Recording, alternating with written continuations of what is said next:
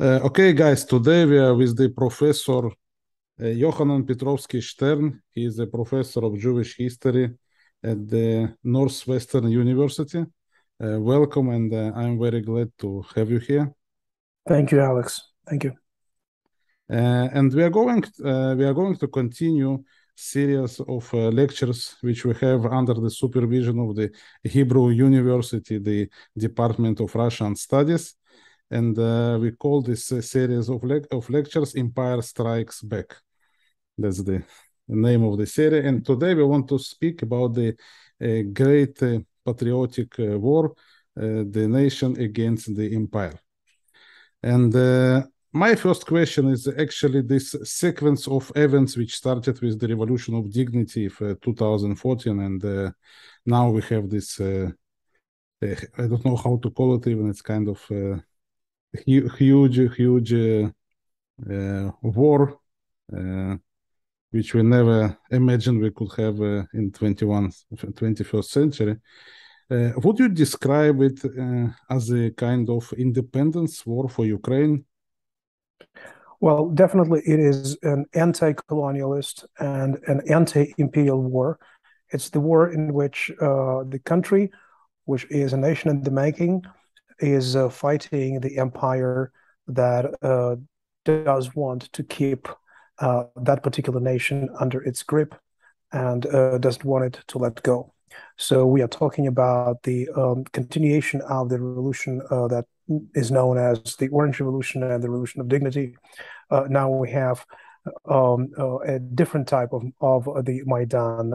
During 2014 events, we were talking about the Euromaidan, about Ukrainian nation trying to change the political vector of the country and make sure that the country is integrated with Europe. Right now, we have the same, plus the attempt, a very powerful attempt, national attempt to get rid of the imperial grip.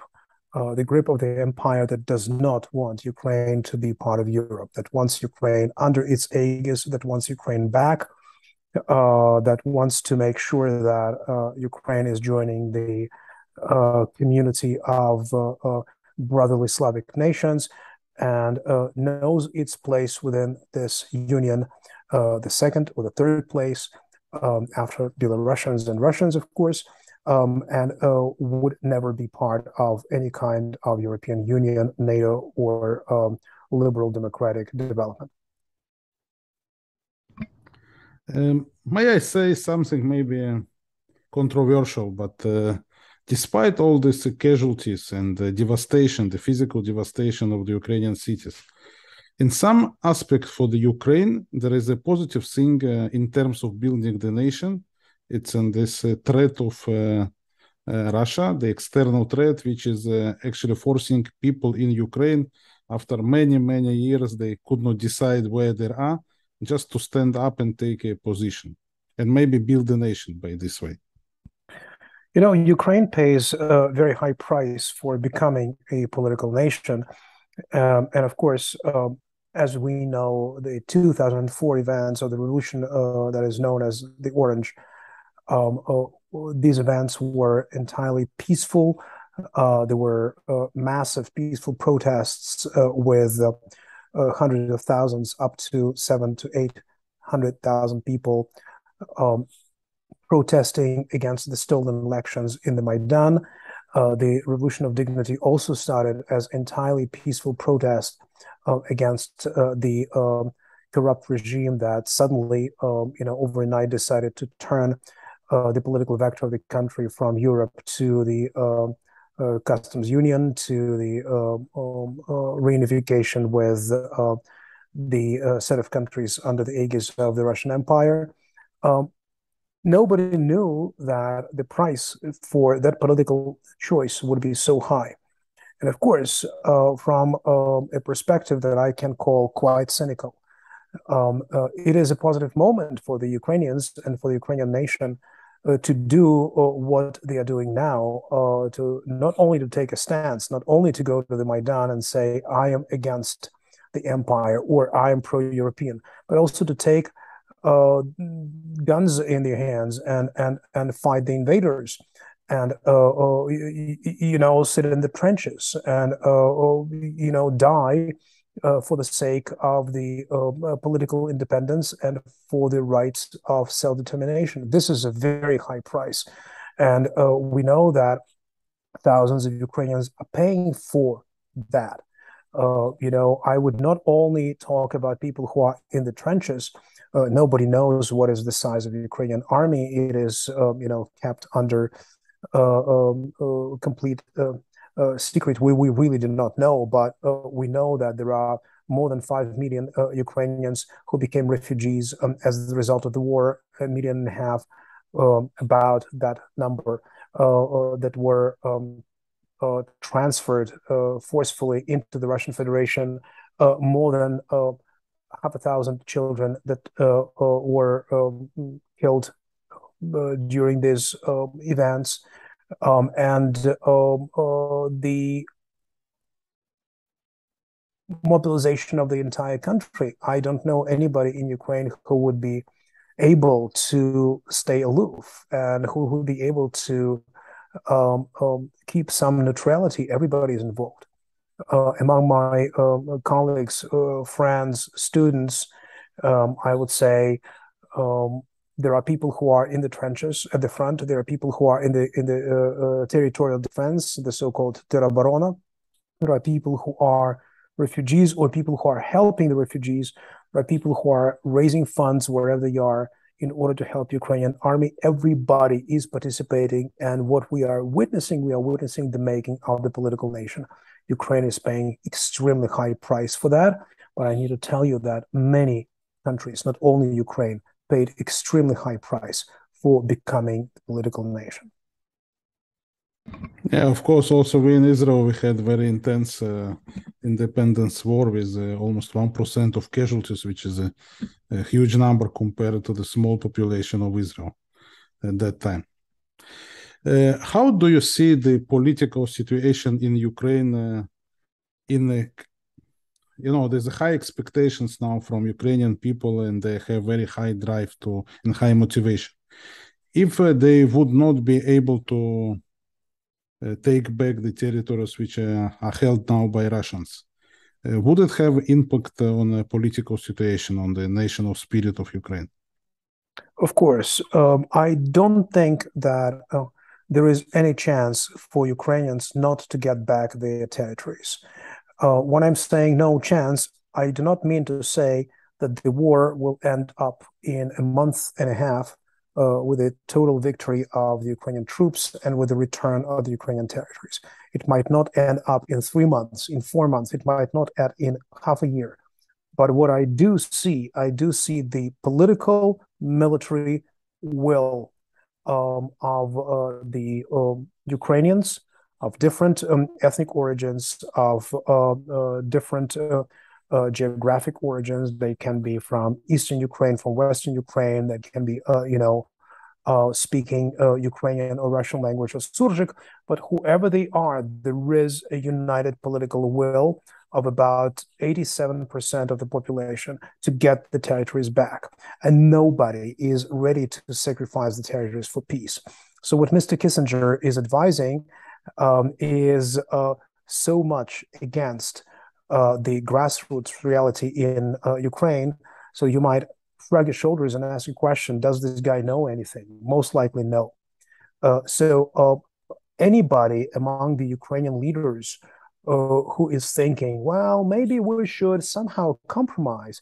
Maybe we should let Russians take Crimea, but we should make them return everything they have captured after February 24th. Or maybe we should tell them, get out from Donetsk, Luhansk regions and keep Crimea to yourself, and we'll sign an armistice with you.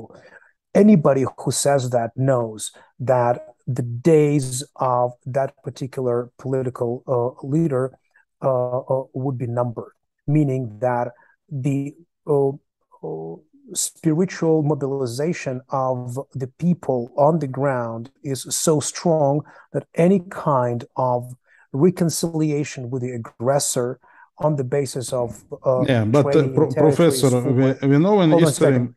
Yeah, okay. Go ahead.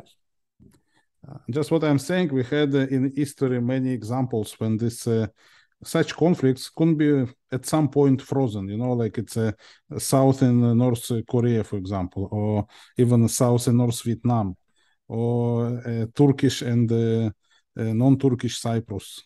Yeah. So it doesn't mean that the treaty will be signed. It maybe there will be no sign, but will be some kind of quite understanding that at these lines, the war, more or less, there's a ceasefire. Look, you asked me a question. What is the situation among the rulers of the country? How do the people who are responsible for modern day politics feel about what is going on? I'm telling you, I'm not interviewing Arestovich or Zelensky, but I know very well that they are very well aware of the fact if they sign any kind of armistice, trading territories for peace, their hours will be numbered. They will be out of the government within 24 hours. There will be a new Maidan, there will be a military coup, there could be anything, but they would not be able to remain where they want to remain, keeping themselves as people in power. What I'm saying is based not just on my understanding of the political realities, but on my understanding of what is going on different levels of Ukrainian society. This kind of common understanding of how the war should end and how the war should not end. So we can talk about, let's say, 70 to 75% of Russians who are supporting Putin, but we also need to talk about, almost 80% of Ukrainians who are supporting the idea of the complete return of the territories that the Russian troops have captured, occupied, and devastated. So it's quite a new situation in the history of Ukrainian people. So usually, if we looking back on the history, Ukraine was divided between different groups and different identities, and they were struggling to find a common ground. Yeah. So today we can say that there is one nation which has one, let's say, idea, one understanding of what is Ukraine is, despite the fact that they still speak some different languages, like Ukrainian and Russian. And I lived 4 years in Kiev, and I tried to learn Ukrainian language. And in fact, I speak some Ukrainian, but it was very difficult to learn because in Kiev, it was not widespread among my friends, at least, which I spoke to. Right. I would not say that Ukraine is a strange country and that kind of emerged now as a country with a united peoplehood. I would say that any country in Central and Eastern Europe, be it Hungary, Poland, Bulgaria, Czechoslovakia, any of these countries is a complex country with different identities, with different dialects spoken in the country, with different understanding of where the country has to go, and with different understanding of what unity, what the people of the country are about. So Ukraine, from that perspective, as a post-colonial country that emerged as a new nation after 1991, is not a new, is not that different from other, let's say, countries that you mentioned. What makes Ukraine different today is that about 2004, Ukraine has taught a very important lesson to the world, to the scholars who study Ukraine, and to the pundits, to the political science scholars, to CNN and Fox journalists, to the experts from German, French, and English economic and political institutes. Ukraine taught a very important lesson. Everybody was thinking that Ukraine is divided between East and West, and the West is more nationalist, although it is democratic, and the East is more liberal, although it is pro-Russian. Suddenly, what we saw in 2004 and what got very much reinforced in 2014 is that Ukraine has a center. And that center unites people from the Crimea, people from Donetsk and Luhansk, people from Lviv and Chernivtsi, people from Kiev and Zhytomyr. And that is the center which kind of becomes the cornerstone on which new political nation is built. So it means that Ukraine is no more whatever the Western scholars think, is no more divided between the East and West. Ukraine is much more complex than that. So we realized, and it was a discovery, that Ukraine has a very strong, we just realized that Ukraine has a very strong political center. And this political center unites people of different identities, of different languages, of different ethnic origins. So what you see in 2004 on the Maidan, you continue seeing in 2014-15, and you continue seeing today, which is what? You have Ukrainians of Tatar, Georgian, Armenian, Jewish, Russian, Belarusian, Hungarian, Polish origin that are coming to defend the European choice of Ukraine and Ukrainians. The same repeats itself in 2014, and the same you have today at the front. Look at who are the people who are at the front. You will see there are people who speak Ukrainian with Melitopol accent. You will hear people who speak Ukrainian with Afghani and Tatar accent. You'll hear people who speak Ukrainian with the Galician accent, and you will hear people who speak pure Russian. So for them, it's very important to build Ukraine, which is not a Russian province and which is no more a Russian colony. So several people were saying Ukraine is fighting anti-colonialist war. I am in this paradigm. I'm supporting this idea. What is important is that the complexity of Ukraine is not overcome in this unity. This unity remains very complex. Ask the people who are fighting today at the front, or who are with different journalistic venues, or people at the television, what they do not want Ukraine to be. Everybody would say, we do not want Ukraine to be in any particular way connected politically, economically, socially, ideologically to Russia. What Ukraine has to be as a country, what Ukraine has to be as the country, you will have 105,000 different scenarios because there is no consensus about that. Well, the country will come to consensus and Ukraine will build this consensus. It takes time. It takes dozens of years to build this consensus. But there is a very clear consensus of what Ukraine does not want to be. I think it was a very difficult process in Ukraine. I can witness 2004, the Orange Revolution, and I was living in Kiev, and also myself and many people which I know in Kiev, they didn't support these people from West, because from us, when they came to Kiev, even for this Orange Revolution, they were quite different. They spoke Ukrainian.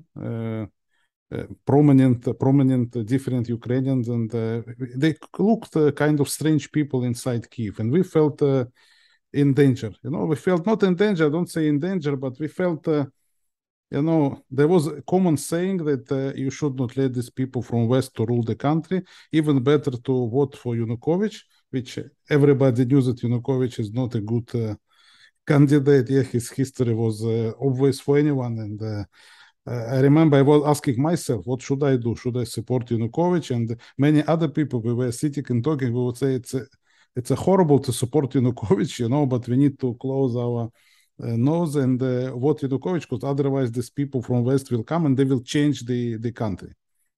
And I think this was the main idea of Party of Regions. So many people supported, even people, what I'm claiming even till now, most of the people who voted for the regional Party of Regions, how it was called, from the Yanukovych, they were not in any way against Ukraine or against independence of Ukraine. And we have today some traitors who run away and cooperate with Russia, but that's a minority. Most of the people who voted for Yanukovych, they were loyal Ukrainians who wanted to be Ukrainians. And even I'm claiming that even Yanukovych himself, he was not with such good relations with Putin before he ran away from Ukraine. Because he was a Ukrainian president, after all. He tried to support the Ukraine in his way, but... I would disagree with that. Yanukovych is a corrupt person through and through, and he would conduct whatever policy you want him to conduct, as long as you are helping him to enrich himself and his buddies to embezzle themselves. He has absolutely zero standards, and he has zero ideological preferences. He would, play the tune that people who pay him money will ask him to play. He is a puppet. He is a person without any kind of spine, but he created an impression of a strong leader. And that was the catastrophe of Ukraine. And I need to tell you that it is also a catastrophe of any kind of post-colonial state. What is the problem with colonial states? Colonial states really wipe out local intelligentsia and do not create any kind of opportunities for the growth of the political leadership. Because, of course, the empire is not interested in, its colonies developing any kind of political leadership of its own. It wants to impose its, leaders on that particular province or whatever the empire calls this territory. So the same is the problem in Ukraine. Ukraine did not have strong political leaders with vision. Kravchuk is a turncoat. Kuchma is a creature, is kind of a puppet of Ukrainian southern and southeastern oligarchs. The same is Yanukovych. Yushchenko, let's say, the person who we might be sympathetic with because of his political ideas and preferences, but he's a very weak person. So he's a typical product of the colonial, of the post-colonial leadership. He's not a leader. He cannot be a leader. Tymoshenko, the same thing. So we are dealing with a situation when we either have corrupt, very strong leaders, with cynics without any kind of ideological principles and any kind of vision of what Ukraine as a post-colonial country is about, or we're dealing with very weak people who cannot be leaders. They might have good ideas, but they cannot lead the country. This is the typical situation with, let's say, Yatsenyuk or Yushchenko. So now 20 years passed, and you have new type of people. I would say people like Poroshenko, but that's a very different story. You have to spend 20 years fighting for political leadership, building up political leadership, to have new people with new vision to come up to power. But even in the case of Poroshenko, many people are absolutely correct saying he is also the product of the colonial era. He is also a member of the clan. I don't think that Poroshenko is much different from Yanukovych. He was in his headquarters in 2004, and he was a minister in the Yanukovych government. Right. He's a product of this period, exactly like correct. What I'm trying to say is that he's a little bit different, but he's also quite a bit of a product of the previous era. So you are not contradicting me. I'm just telling you that we are dealing with the absence of strong leadership. Excuse me, 2 years ago, 4 years ago, would you say that Zelensky is a strong leader? Of course not. He's a second, third rank actor whose jokes I do not buy, whose sense of humor is not my sense of humor, who was telling right and left, какая разница? meaning, speaking Russian, speaking Ukrainian. He didn't have strong Ukrainian identity. He didn't have strong Jewish identity. He is a typical Homo Sovieticus. And what is amazing, what is fantastic, is how this man transformed himself from the 23rd February night till the 24th February morning. And that transformation is something that deserves a book in and of itself, right? Because this transformation, spectacular, just something unprecedented in the history. Correct.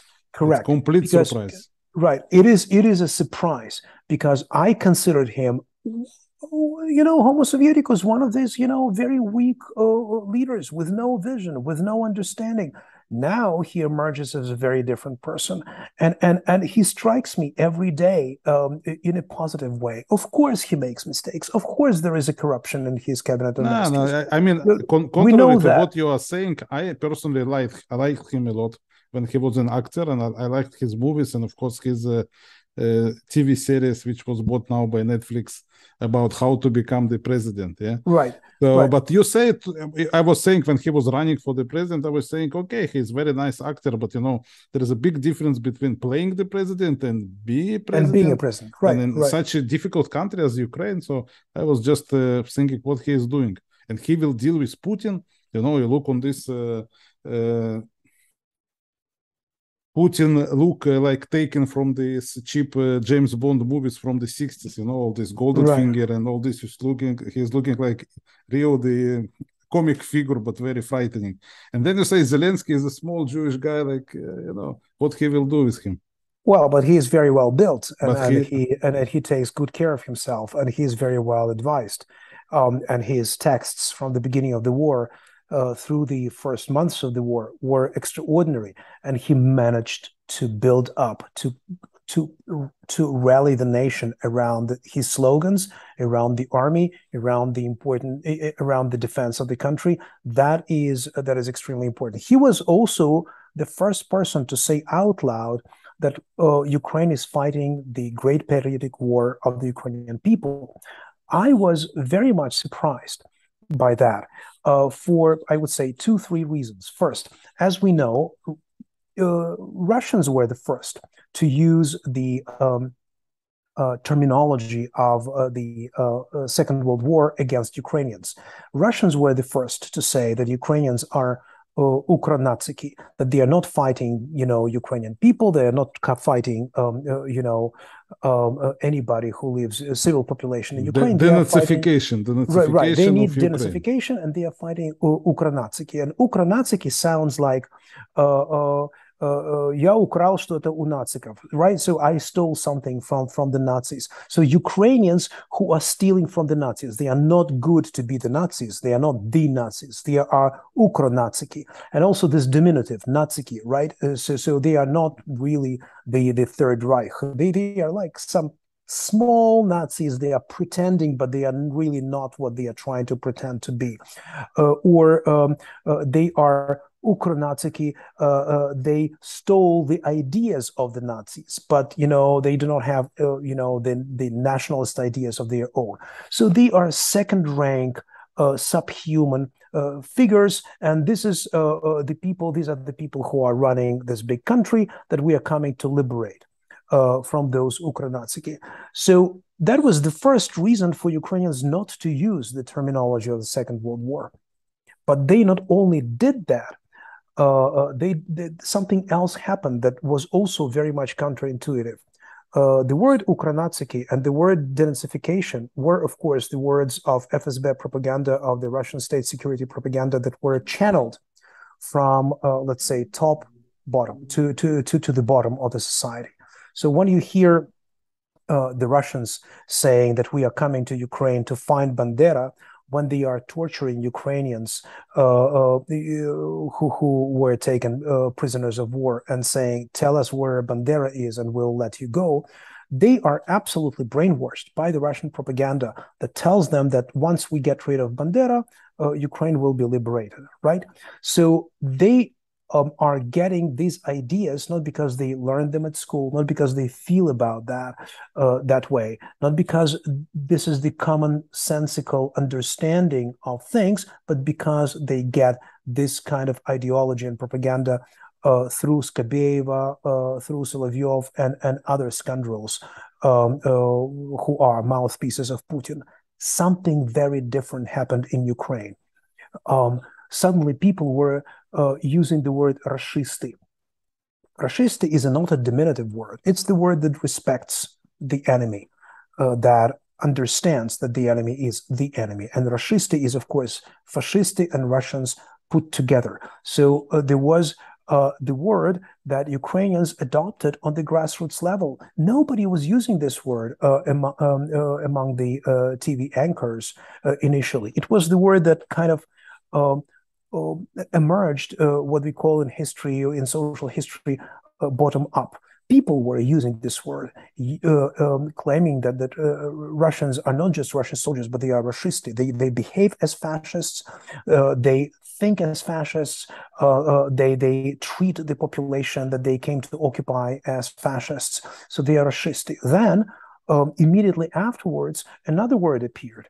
What Putin did to Belarusia, Ukrainians started to call Anschluss, as Hitler's Anschluss of Austria. That is also amazing. So the word from Second World War became the word that explains the realities, where Russia as the Third Reich swallows Belarusia as, let's say, Austria.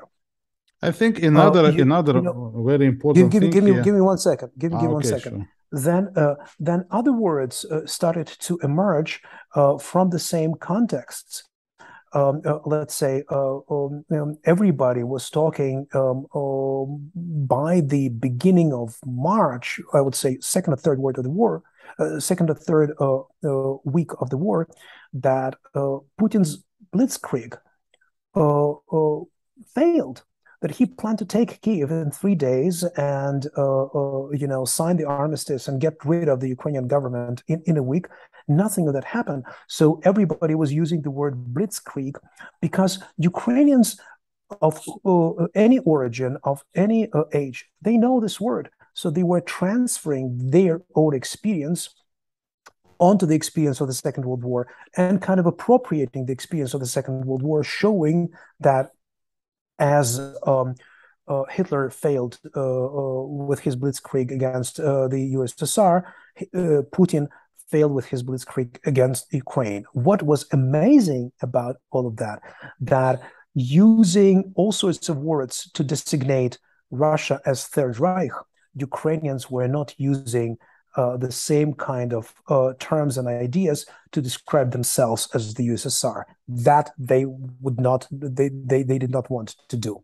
But they did appropriate the entire historical experience in terms, notions, and metaphors of the Second World War to call what is going on, as Zelensky did it, the great patriotic war of the Ukrainian people, including the idea of the Holocaust. After Bucha, after Irpin, Ukrainians were not only saying that Russia came to conduct genocidal war against the Ukrainian people, but also this war is, so Ukrainians are experiencing the Holocaust that is committed by the Russians against the Ukrainians. I think also important aspect of this fight is a matter of democracy, or even more simple, the freedom.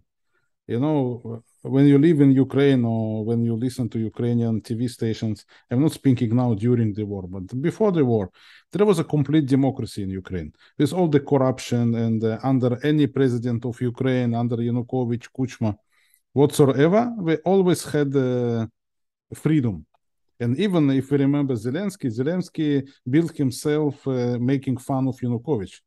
And nothing was done to Zelensky. Zelensky was not killed. He was not. He had not to leave the country.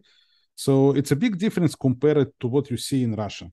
So I think also people lose this freedom. Freedom was a part of Ukrainian identity even before the 2014.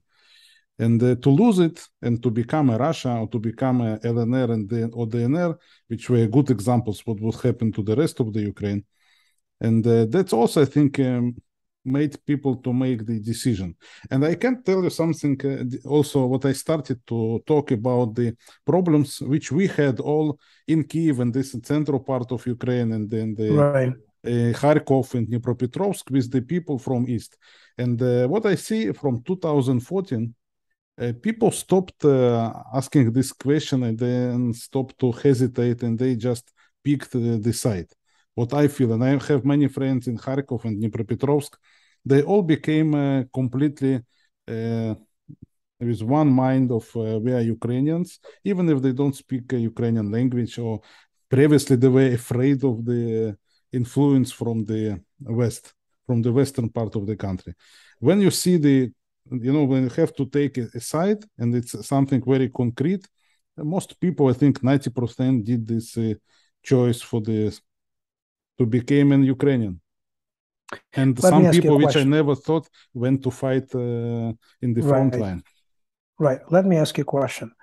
Do you remember what was the attitude of Ukrainians toward NATO before 2014 and, of course, before 2022? Most Ukrainians did not want to get to NATO. Many Ukrainians wanted to get to the European Union, but many more did not want to get to European Union. Right? More than that, Ukrainians never wanted to fight. Ukrainians never wanted to have a strong army.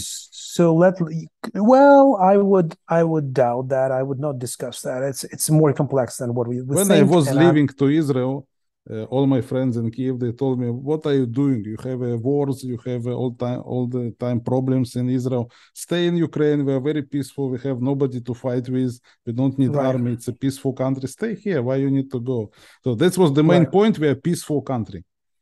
So let me ask you a question.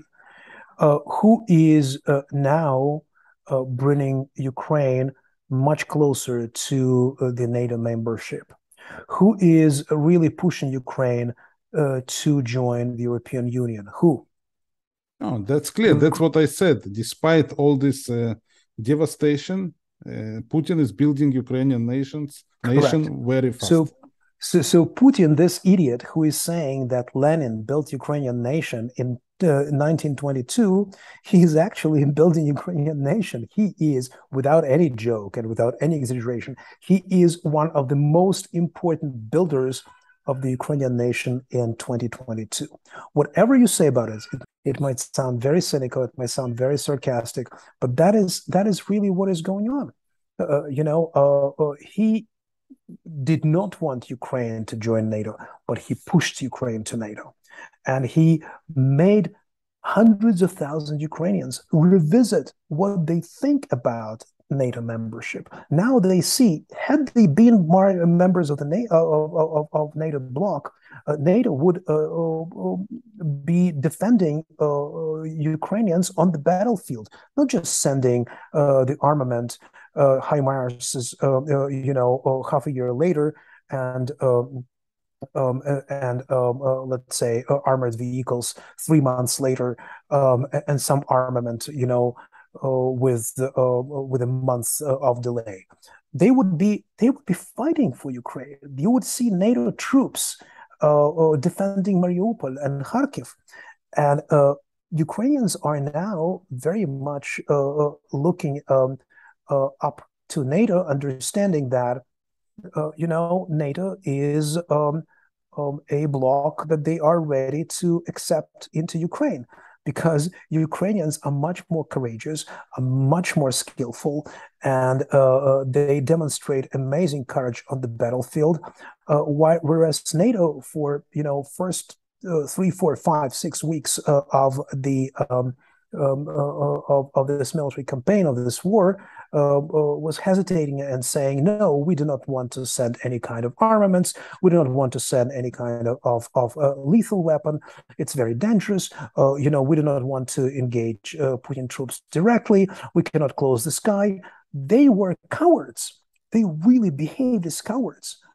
So when Ukraine is defending what today is basically the easternmost border of Europe, NATO was, hesitating what to do with all of that.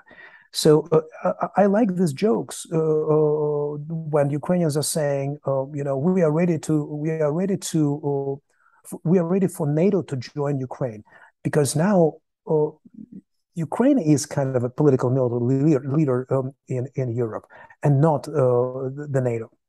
The same happened with many other organizations that absolutely squarely failed to fulfill their obligations. United Nations, the Red Cross, the Amnesty International, all these organizations are in deep, deep crisis because the most important things they have to fulfill, defending the POWs, taking care of the refugees, trying to stop the terror, let's say, at atomic power stations, they cannot do anything, right? So the Ukrainians have politically, militarily, economically, diplomatically to assume all the roles of the international renowned organizations that failed to do what they have to do. So that has never been the case. That has never been seen. Usually international organizations are able at least to negotiate something. What are they able to negotiate? The head of the United Nations come to Kiev and Putin is bombing the nearby districts in the city. What are you talking about? That's the major political catastrophe. So I would, after the war, really call up to the closure or entire internal and external reform of these inept political, international organizations that are paid for from the tax-paying pockets, and they do nothing in order to prevent the catastrophe which is unfolding in Ukraine. Yeah, I think the international organization, including UN, doesn't work, and that's maybe a bad sign for the. So we need a new world order, and it may happen just by the World War III, which many people are now talking that is about to start. And the fact that the international organization doesn't work, it means the old order doesn't work, which was made after the World War II. But I want to point your attention to some other thing in Ukraine. Ukrainians managed to build a country. Let's not use, Alex, let's not use Ukraine with a definite article. When you are saying the Ukraine, you mean the land, the territory. Ukraine is an independent country after 1991. Ukrainians, yeah. So let's not use definite article before Ukraine. Okay, thank you. Accept it. Ukrainians, they managed to build a nation of citizens. I mean, what we actually failed to do in Israel, because in Israel we are still divided by the different identity groups, and we cannot imagine that someone who is not Jew can be, prime minister or president. And in Ukraine, it was also not that easy. I remember when I came to live in Ukraine, in front of my house was written on the wall, "Death to Jews," "Смерть жидам." And I took a picture and I sent to my mother and I said, "Look, I came to Kiev and it's written death to Jews." But now, when president is actually a Ukrainian hero and he is a Jewish, he's a head of the staff, I think, half Jewish. His minister of defense has also prominent Jewish roots. That means that the nation of citizens, the nation which it doesn't matter anymore what is your actually origin. If you are Ukrainian from Jewish origin, Ukrainian from Russian origin. And even I think the language doesn't matter. They fight for the Ukrainian language. I think it doesn't relevant anymore, because it really doesn't matter after what all this happened. Like today in the Ukrainian headquarters, they're speaking Russian. And it doesn't mean that it's not really so. It's not really so. Take into consideration that yes, many Ukrainian elites, many members of Ukrainian elites were Russian speaking.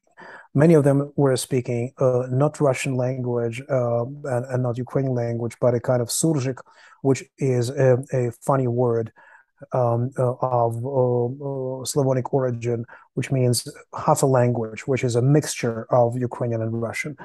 They were speaking all sorts of types of Ukrainian language with different type of accent. But you have to take into consideration one particular point.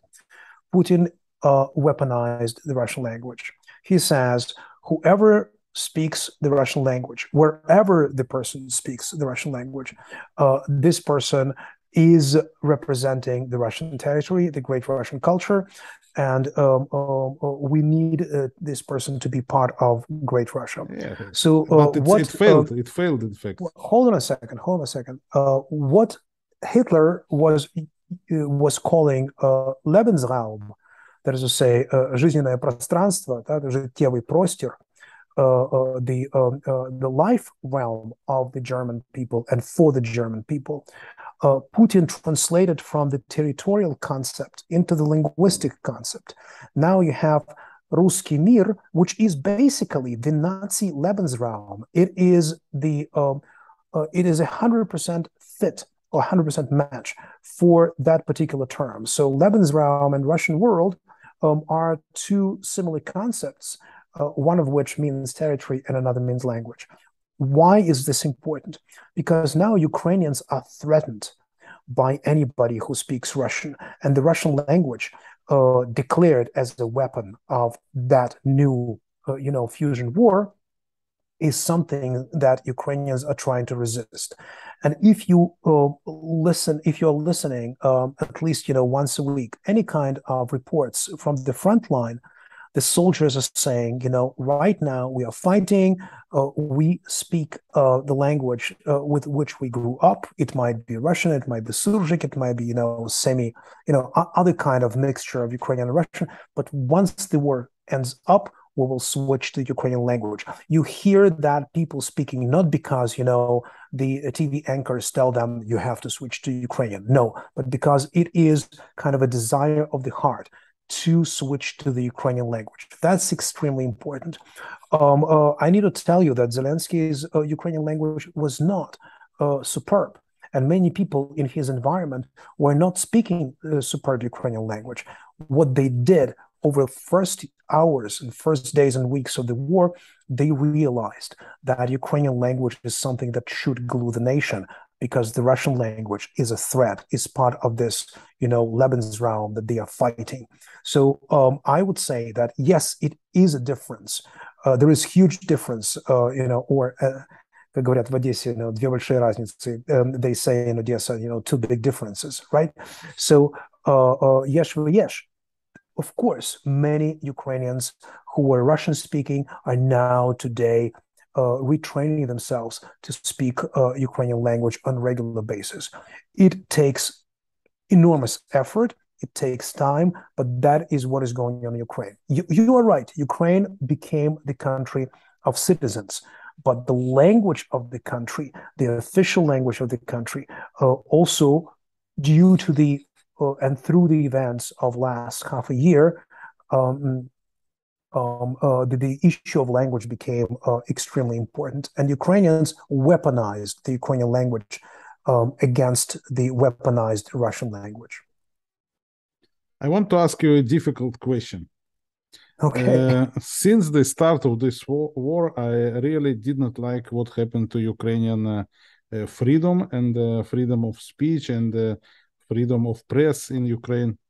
And I can understand that when you're at war, you need, to unite the nations, and you need a counter-propaganda to propaganda which is done by the Russians. That's clear for me. I understand it. But I was thinking that the strength of the Ukraine is not trying to resemble, Russian propaganda, but the opposite way. But the strength was the open society, like when you see a program of Savik, when you see Gordon, when you see Arestovich, different people speaking different opinions. Today in Ukraine, we don't have it. We have like kind of one main channel, which is actually translating to everyone. We even don't have bloggers who give a different opinion. I mean, they're all talking more or less about the same. And I was listening to Mark Solonin, who is definitely not a supporter of Russia. He's in Ukraine now, and he was saying like he's afraid that there is no Ukrainian public is not getting information about the situation on the front line, the journalist right. normal information, which gives different, even which if the information is not, if sometimes the news are bad, you should deliver it in the open country. Like in Israel, we have a military censorship, but still, if anything happens, all Israel is talking about it. And this is the strength. It's not a weakness. Okay. So let me give you an example from the opposite that will substantiate my point. A day and a half ago, Prigozhin, the chef of Putin, the way he's called in private army. Right. Wagner troops. Who is supervising the Wagner troops, came to, I believe, one of the small villages, towns called Popasna. And one of the Russian journalists announced that he's coming there, that he's inspecting Wagner troops, that it's so wonderful. And Ukrainians momentarily detected what is happening. They found out where the headquarters, where Prigozhin is located at that particular point, where it is located. And they shoot one of the long, medium-range missiles. It might be HIMARS, it might be something different, to demolish the headquarters. For more than 24 hours, there was almost no information. We knew that something happened there, but there was no information. Rumors were that Prigozhin was killed, or that he stopped, answering the phone. That there were several, couple of important commanders of Wagner troops were killed there. Now, more than 24 hours later, we know that no, Prigozhin was not. Prigozhin managed to escape, so he's intact, unfortunately. And that about 100 troops, 100 Russian troops, including some of the top commanders of Wagner, not the top, but vice top commanders, were killed there. So now imagine, let's take the mirror image of the same situation, right? So somebody, a Ukrainian journalist, goes to the front line and reports, here we have, English Prime Minister Johnson visiting Russian troops there, or,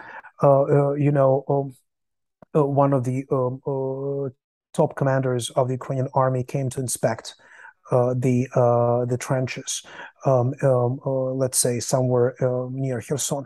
What would happen? Russians have many, many more missiles than Ukrainians, and they will barrage the entire territory with the missiles once they hear that one of the commanders is there. So what I'm saying, so this is kind of one counterexample and one example. So now let me tell you what it means. It means that for the first time in, let's say, the century, or for the first time in history, the war is conducted not only on the battlefield, and not only let's say, on the diplomatic level or economic level. The war is conducted on the level of media. You know what is going on at the front practically seconds after something happened. The cruise of Moscow is on fire. You know that within minutes. Let's say one of the bridges that connect Kherson with northern Crimea is blown up. You know about that in a minute and a half. So everything is known, everything is transparent. And in this situation, you need to learn how to conduct the war to keep what is really going on in secret, because otherwise you would not be able to conduct anything. The adversary would preempt any kind of your action with a military onslaught. And you will be outwitted on the battlefield every now and then if you allow your military reporters to be transparent about what's going on at the front and report everything that is what is going on there. it cannot be the case. So Salonin, who I do not respect, and I have absolutely zero understanding why he's so big and why he's so popular. He's not a good historian, he's not a good journalist, he is not a good speaker, and he is not a good visionary. And he doesn't know how to predict what is going on. So whatever he says, he might say as much as he wants. I am on the side of Ukrainian government that is classifying any kind of military information. We are conducting the war, which is for the first time in history conducted in the media. And you need to know how to do that. And nobody knows how to do that. So it's better to be on the safe side. I can explain why I'm a bit concerned. Because I'm connected 24 hours to all this Telegram and news sites and all, I think as many other people who are these days, connected constantly to see what's going on. And if I'm looking only on Ukrainian sources, there is a strong impression that Ukraine is almost winning in a brink of victory, that Russians are running, they destroyed here, we destroyed them there. The Russians finished, Putin in panic, and everything is very it's bad. Not the case. And in the reality, I don't say the case is opposite. I think the Russia in a big trouble. I don't argue. It's clear that they did a strategic mistake. They prepared for something which was supposed to be very short, like you said, Blitzkrieg, and they received the First World War again. That's not what Russia planned to do, for sure. But what I am saying, there is a big difference between the situation on the front line, at least currently. I don't know what will happen in the future. Even if you look on the Zelensky decision to evacuate all remaining people in the Donbas area, that means a lot. And we see that currently Russian troops, they are storming the last strongholds which Ukraine has on the front line.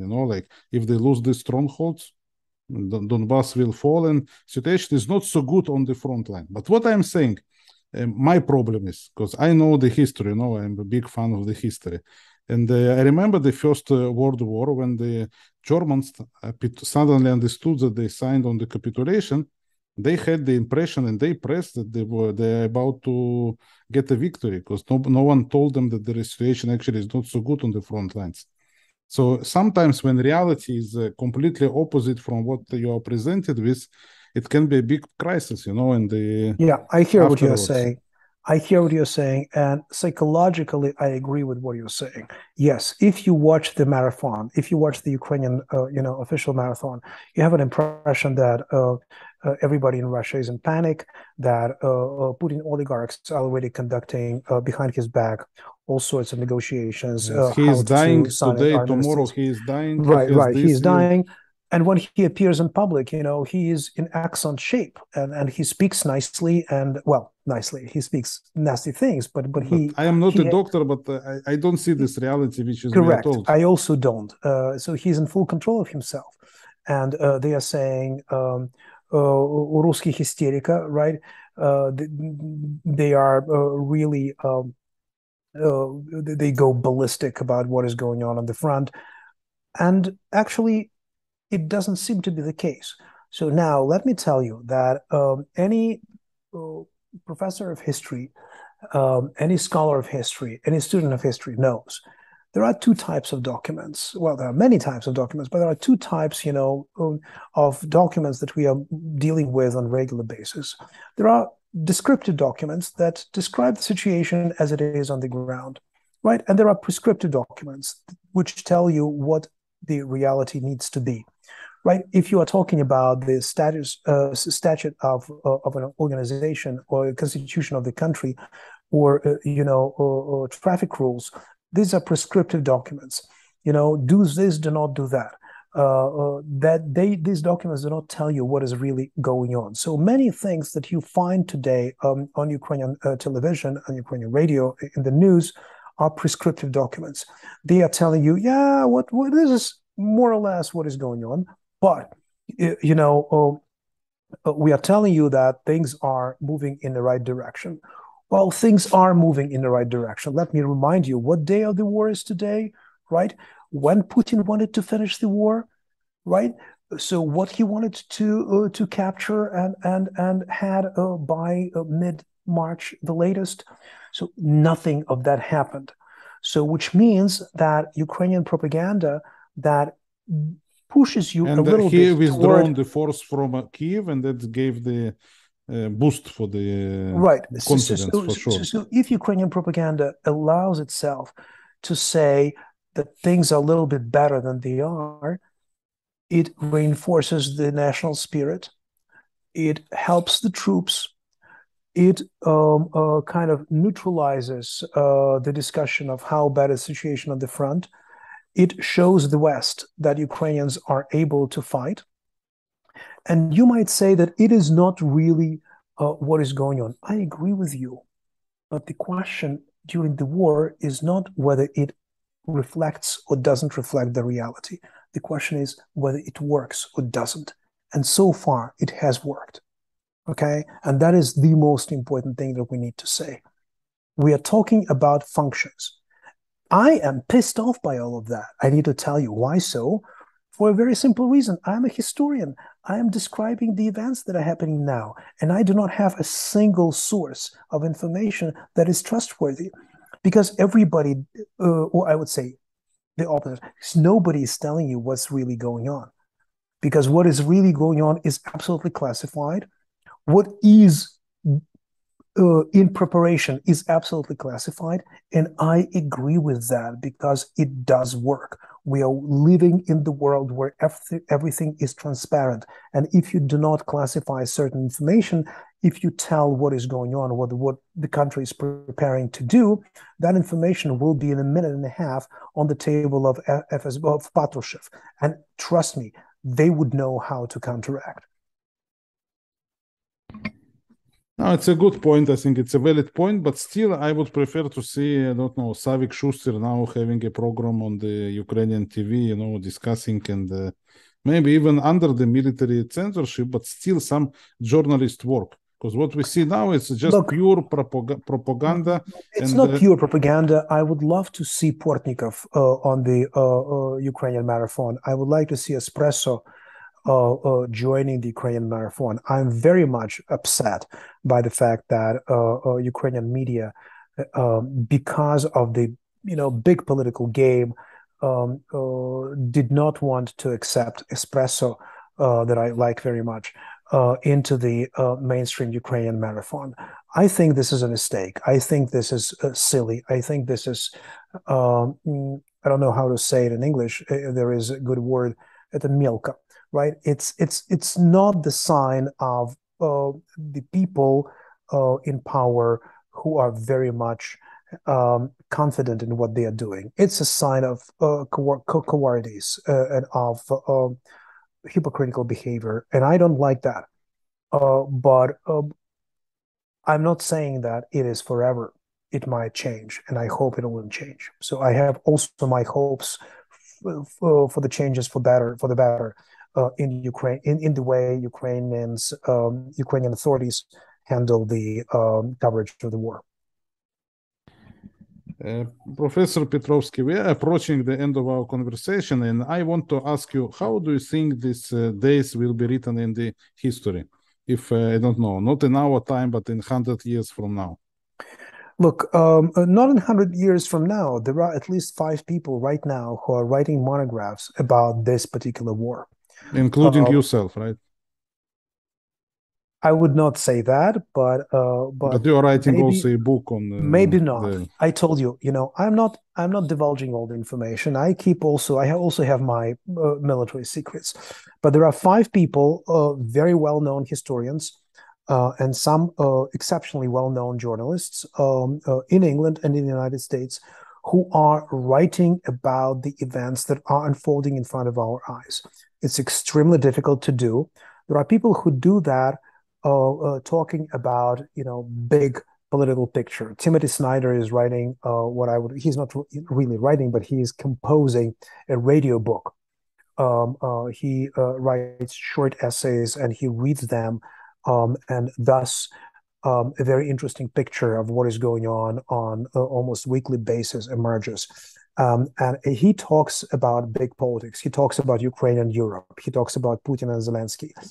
There is an English language Britain-based journalist who writes a monograph about Zelensky.